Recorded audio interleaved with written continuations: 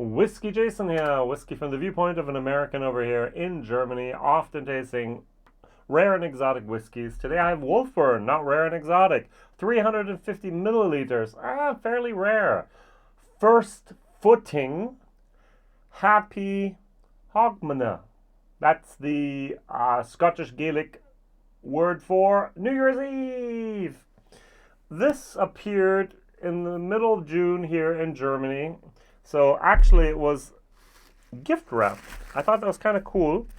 A little bit of tissue paper here, and they gift wrapped it, and then there was a nice little sticker over here. Maybe I can show it in the camera. Yeah. So it says here on the sticker, Wolfburn Distillery fortune favors the brave. Torso, Scotland. So this is 52 euros for 350 milliliters, which means we're talking about almost 140 euros per liter. Ouch. So you need two of these to give the price of a regular bottling. Oh yeah, let's talk first we have to pour it here. All right, so I haven't even mentioned the Whiskybase number. Whiskybase number 222403. First fill Oloroso, second fill Bourbon casks. And it was bottled in 2022, 46%, non-chilled filtered, no color added. So this is going to be about here. Why is that going to be about here? Because I'm going to pull out this glass and pour the 10-year-old Wolfburn. Yay! Now over here in Germany, we're talking about 58 euros for a 10-year-old inaugural release. I think that's fantastic. I love how Wolfburn's doing their prices. I love how even the color here. If I was in Japan or Asia, China or Asia, let's say that instead, this is the bottle I'm going to buy. All right, red, very, very happy color, very, very important color, especially with food and happiness and so on. All right, so this is well done there for that market. But I also decided, because this is, as I said, Oloroso and Bourbon, decided to pull out a Wolfburn 458. This is lightly peated Pedro Jimenez sherry butts. So non-chilled filtered, no color added. This is also 46%. Was this 46% as well? Question. Yes, it is. Well done. So, two people have explained to me what these numbers mean. They mean something about what warehouse, what row in the warehouse, what rack in the warehouse, and so on. So there's a lot of information going on here that I somehow constantly forget or just don't bother learning about them. There's a new one just came out. I have to do a video about that again, and I will reacquaint myself with that process. But to be very honest, this was a whiskey that I very much liked. I don't think you can do anything wrong with Pedro Jimenez butts. All right, so if you finish anything in a Pedro Jimenez, I'm probably going to like it, unless it's a heavily peated thing. All right, so we have the 10-year-old, we have the 458, and we have the first footing. Let's smell, let's taste, let's rank, let's review. Now on the nose, I get a slight hint of a smokehouse. I get a little bit of honey, a little bit of graham cracker, a little bit of like toasted marshmallow. Interesting, nice. Over here, okay, I get a little bit of the peat as well, but I get more raisins.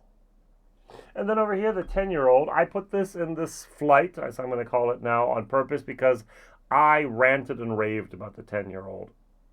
Badly made product. I like the packaging. I like that they have a good price. I like that they have an age statement. I like that they're non-chilled filtered, natural color. I like everything. I just don't like the taste. And that's a major drawback for a whiskey, don't you think? It's got that lactose acid moment going on here. It's like spoiled butter. It's almost like if you have a yogurt that's I wouldn't eat it anymore, but it's not green or whatever. It has to do something with the yeast, doesn't it? Is it the yeast with the and the washbacks? Is it the fermentation in general? Is it the distillation process? Is it the barrels? I don't know, but I have not met a person yet that loved this whiskey. Now, the distillery up there is the most northerly distillery on the mainland of Scotland. It's built 350 meters away from where the original Wolfburn distillery was built. And it's small. They're making about 135,000 liters max. I'm not going to say this in the wrong way, but they have changed their master distillers more often than Wild Turkey has changed their label in the last 10 years. All right, I think Wild Turkey has changed their label like 5 times in 10 years. 135,000 liters, so they have a fermentation time now between 70 and 92 hours. They have 4 stainless steel washbacks, each holding 5,500 liters. They have 1 wash still holding 5,500 liters. And they have 1 spirit still holding then 3,500 liters. Yeah, so if they distill 5,500 liters, they had 10% alcohol, they're going to get 550 liters. So that's 2 hogsheads. Maybe, let's say it's 3 barrels. So you distill once and you're going to fill up 3 barrels. You can distill twice a day if you're lucky. So you're going to get 6 barrels a day. 6 barrels a day equals 135,000 liters if you run 24/7. Wow. It's small. And I had a friend, he was just in Scotland, drove around with his wife, 5,000 kilometers, 21 days I think they were there, or 20 some days. And they went to 15 different distilleries, and this is his favorite distillery. He likes Wolfburn.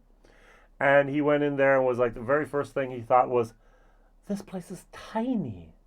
I mean, he had visited a dozen distilleries beforehand. He walked in there and was like, oh, okay, I'm finally going to my Mecca, the place that I've always wanted to go be. And then it was like, this is it? It's so tiny.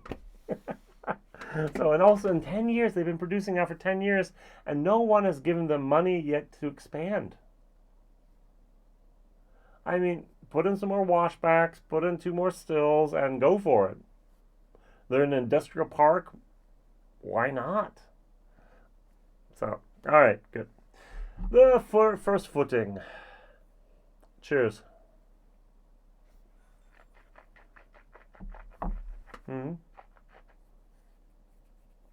I mentioned that graham cracker, everything 46%. There is a smokehouse moment at the end. There is a little bit of a peat residue in here. Residue, not residual. This is a C to C+. Citrus. Oh, I do have an official tasting note for this. Let's see here. On the nose, we have dried fruits that are covered up by sweet toffee, vanilla, cappuccino, and dark chocolate. On the palate, we should have golden syrup. It's like a maple syrup that they use in the UK. Buttery toffee, raisins, spicy fruit bread, and sweet honey. And at the finish, there's a soft oak note playing with caramel, apricots, and orange. Not a single mention of the smoke at all. Over here, the 458.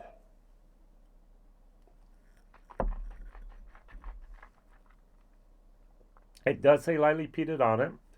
For me, this has less peat than this. This has more of a peat moment at the end. Raisins, Pedro Jimenez, a tiny little bit of malty mineralness. I do prefer it a tick more than this. So there's going to be 1, 2, And this bad boy over here.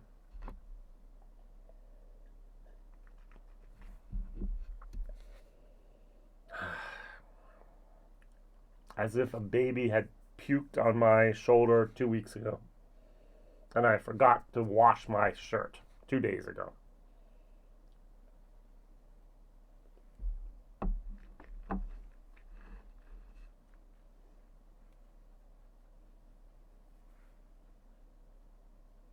I do kind of want to say it tastes better than it smells, but no. The aftertaste goes in a direction that it's just, oh, no, why? Now, there are people out there probably that like this, but I am not a fan. C minus, D plus. Over here, C to C plus. Let's go for C. This could be a C plus on a good day. Definitely 1, 2, 3. Now, my first question was, what whiskey have you ever had from a Pedro Jimenez finish or full maturation that was not good? PX makes everything good.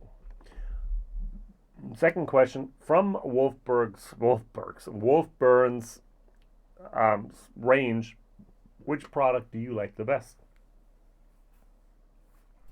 There have been some single barrels for Germany, for Alba Import. Oh, they were good. They were so good.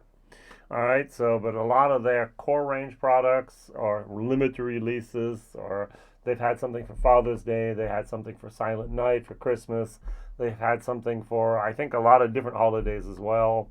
Why not put stuff out there, limited releases?